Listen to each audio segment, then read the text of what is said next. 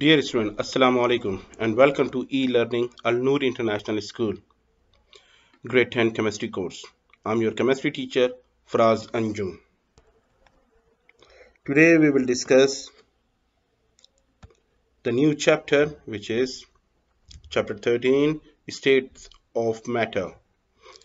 In this, we will discuss the lesson 13.1, the nature of the gases. For this, we need to open textbook page number 420 till 424. In this lesson, our main objectives are: describe the three assumptions of the kinetic theory as it applies to gases. As well, interpret gas pressure in terms of kinetic theory. And define the relation between the temperature in Kelvin and the average kinetic energy of the particles. So let's start with the lesson. The main topic here, the kinetic theory. So the word kinetic refers to the motion. Means anything in the motion we also refer is called kinetic. Okay, so kinetic means motion. You can see like this. The energy an object as because of its motion is called kinetic energy. Okay, so in any object has the energy of motion, this energy of motion called kinetic energy. According to the kinetic theory, all matter consists of the tiny particles that are in constant motion. Doesn't matter what is it. Any matter, okay, doesn't matter solid, liquid or gas. The particles always in the constant motion. The particles in the gas are usually molecules or atoms. So because we are discussing here the gases, so let's talk about kinetic theory or model of gases. So what are the three assumptions of the kinetic theory as it applies to the gas? Okay students, let us start the kinetic theory of gas. The main postulate number one is the particles in the gas are considered to be small hard sphere with an insignificant volume. So explain for this the volume. Within the gas, the particles are relatively far apart, means they are very apart, okay, compared with the distance between the particles of the liquid and solid. In the solid and liquid, the particles are very close, or in solid even is jam packed, okay, but for gases apart means very far. Between the particles there are empty spaces, okay, between the particle all the gases have empty spaces. That's why the volume of the gas, you can see that we normally describe that gas has no fixed volume. Okay, so no attractive and repulsive forces exist between the particles. That's why the particles will not going to be close together because of no attraction, and that's why they have a huge volume or not a fixed volume, you can say. Second part, okay, so second postulate or assumption is the motion of particles in a gas is rapid, constant and random. Okay, so constant motion, rapid and random always in the particles of gases. So gases fill their container regardless of the shape and the volume of the container. Okay, and uncontained gas can spread out into the space without the limit, such as you can see this is the bromine gas. Okay, first in the liquid form, okay, when it become a vapor, when you open it releases, okay, apart, very far. So gas fill their container regardless of the shape and volume of the container. The rapid constant motion means what? Of the particle is gas cause them to collide with one another and with the walls of the container. So such as you can see that the bromine bottle.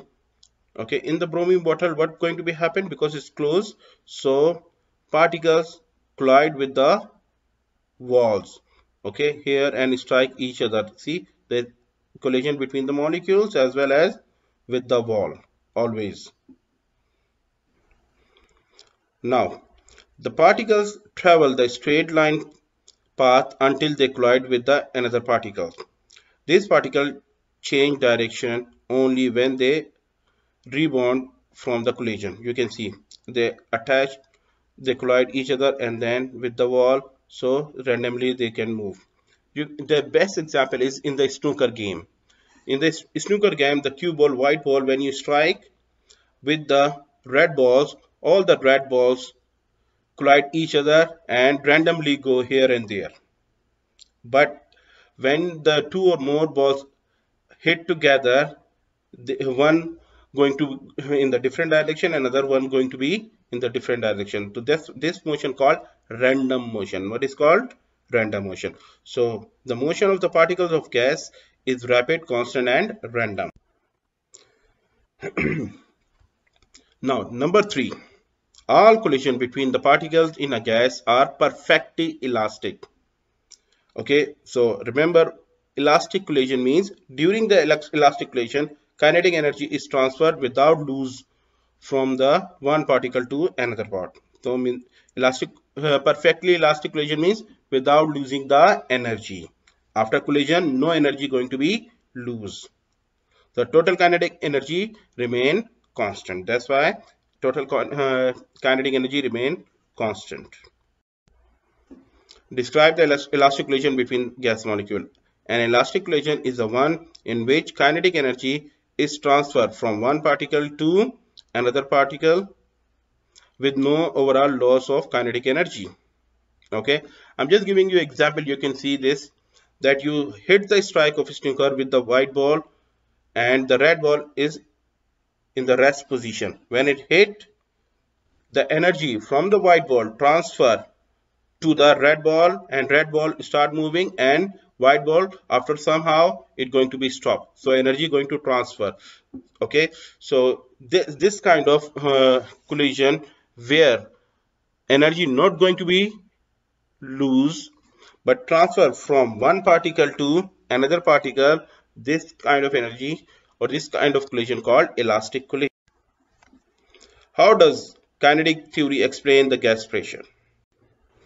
Okay, let's start the gas pressure. Gas pressure results from the force exerted by the gas per unit surface area of an object. Means in the particular surface area per unit, okay, what is the pressure exerted or what the force exerted by the gas, this is called gas pressure.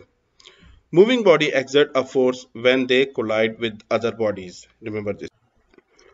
So the gas pressure is a result of billions of rapidly moving particles in a gas simultaneously colliding with an object.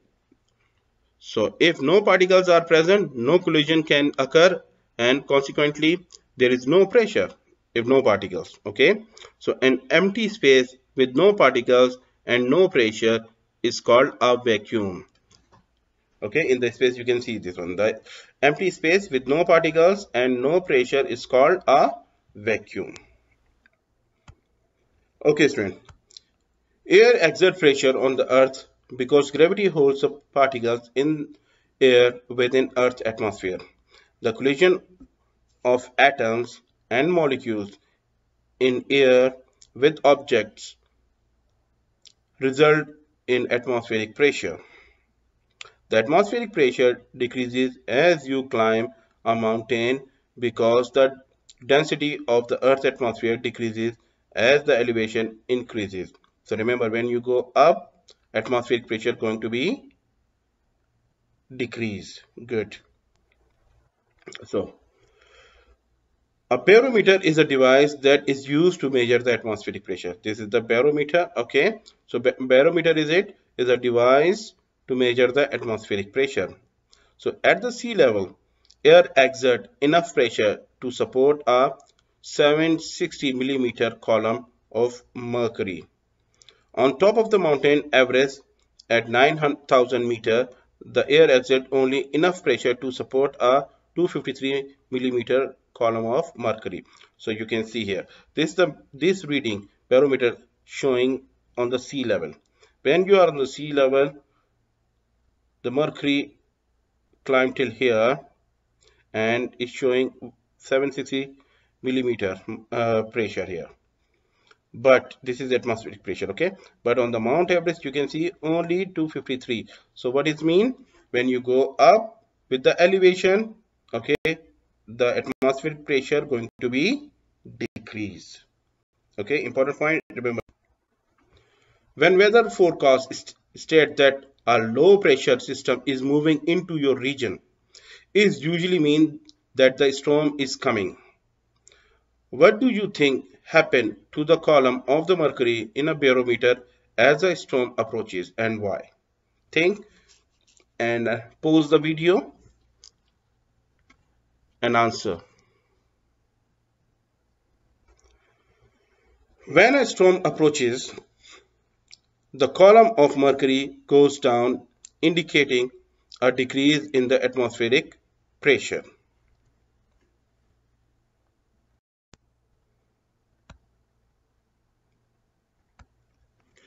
Now, the SI unit of pressure is Pascal. Normal atmospheric pressure is about 100,000 Pascal, that is 100 kilopascal.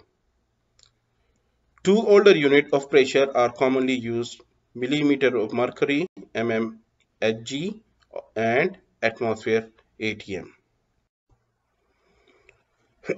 One standard atmosphere, which is atm, is the pressure required to support 760 millimeter of mercury in a mercury barometer at 25 degrees Celsius. The numerical relationship among the three units is 1 atmosphere is equal to 760 millimeter mercury is equal to 101.3 kilopascal. Remember this uh, comparison, okay? Many times you need this. Recall that standard temperature and pressure STP are defined as a temperature of 0 degrees Celsius at a pressure of 101.3 kilopascal or 1 atmosphere. Now, converting between units of pressure. A pressure gauge record a pressure of 450 kilopascal. Convert this pressure to number 1 atmosphere, number 2 millimeter of mercury. So how are you going to do? Now, you know this one, the pressure is given in 450 kilopascal, which is 1 atmosphere always 101.3 kilopascal, and 1 atmosphere is equal to 760 millimeter mercury. What you needed? Pressure in atmosphere, and pressure is millimeter mercury. So how are you going to change? Same conversion factor or conversion method. Identify the approaches of conversion factor, which is to convert the kPa of ATM. So 1 ATM always equal to 101.3 kilopascal, and 760 millimercury always equal to 101.3 kilopascal. You know the reference I told you to memorize. Now multiply the given pressure by the conversion factor. So what is given? 450 kilopascal. So which unit is given? Kilopascal. So given unit always, as I told you, down. Okay, so kilopascal down. And what you needed? Atmosphere. So 1 atmosphere, how much? With the reference 101.3. You know this is the reference. Okay, so kilopascal cancel kilopascal. 450 times 1 divided by 101.3, it give you 4.4 atmosphere. Now, second thing, what is given? 450 kilopascal, but now you need millimeter mercury. So kilopascal down and millimeter mercury up, and you know this reference as well. 760 millimeter mercury always equal 101.3 kilopascal. So kilopascal cancel kilopascal. 450 times 760 divided by 11.3, it gave you 3400 millimercury Hg. When you round off or to the significant figure, it gives you 3.4 times 10 power 3, means 2 significant figure. because here you can see there is a two significant figure only. Now, this is the evolution. Do the result make sense? Because of the first conversion factor is much less than 1 and the second is much greater than 1, it makes the sense that the value expressed in the atmosphere and millimeter mercury are respectively smaller and larger than the value expressed in the kilopascal. So answer is right. What is the pressure in millimeter mercury inside the vacuum? 0. Why? You know, no particle, no pressure, like this, okay? 0 millimeter mercury. Kinetic energy and the temperature. What is the relation between the temperature in Kelvin and the average kinetic energy of the particles? As a substance is heated, its particles absorb energy, some of which is stored within the particles. This stored portion of energy or potential energy does not raise the temperature of the substance. The remaining absorbed energy does speed up the particles, that is increase their kinetic energy. So all this, what is it? When heat is increased or increasing the temperature, particles absorb the energy. After absorbing energy, what going to happen? Kinetic energy going to be increased. Remember this. So this energy in kinetic increase in kinetic energy result is an increase in temperature. So average kinetic energy. The particles in any collection of an atom or molecules at the given temperature have a wide range of kinetic energy. Most have kinetic energies somewhere in the middle of this range. We use the average kinetic energy when discussing the kinetic energy of the collection of particles in a substance. At any given temperature, the particles of all substances, regardless the physical state, have the same average kinetic energy. You can see the figure to explain this. The figure below shows the distribution of the kinetic energy of the water molecule at two different temperatures. It's a green and blue. You can see the curves, okay? So particles of the molecules, and here is the kinetic energy. So the green curve shows the distribution of kinetic energy in cold water. So this is in the cold water, okay? So lower temperature. The purple curve shows the distribution of kinetic energy in hot water. So in hot water, what is it? Kinetic energy going to be increased.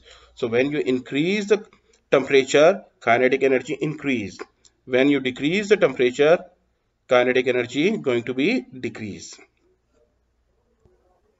Now, most of the molecules have intermediate kinetic energy close to the average value. Notice that the molecule at the higher temperature have a wider range of kinetic energy. See the wider range of kinetic.